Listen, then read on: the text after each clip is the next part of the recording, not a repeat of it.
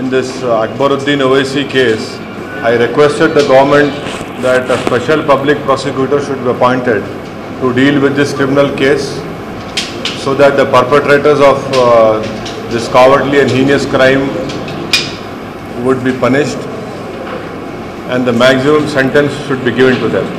So the Chief Minister has said that he will speak to the Law Secretary and the Law Department, and he said that the government will firmly ensure that the perpetrator of such a crime would be sentenced according to law. And that was the only reason, because I gave an example that on 7th and 9th of May, when the prosecution had moved for the police custody of this accused, so on both these dates, the prosecutor was not available. So that is why we have asked the Chief Minister that now, because the case is in its formative stage, it is very, very important that a special public prosecutor be appointed so that at this stage the case is strengthened legally, because what you do today will help you during the trial. So the Chief Minister was very positive, and he said that he will immediately speak to the Law Minister and the Law Department, and we will take a decision on that.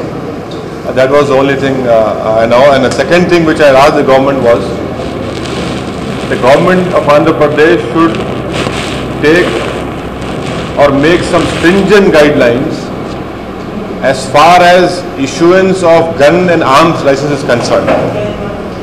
Unless and until some stringent guidelines are made for the issuance or renewal of gun licenses, these sort of incidents will take place.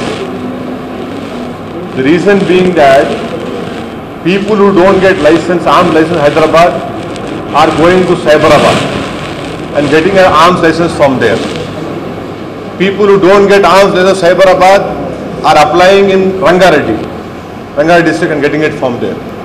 So that is why there is an immediate need to check all the records of arms licenses in Rangareddy, Cyberabad and Hyderabad.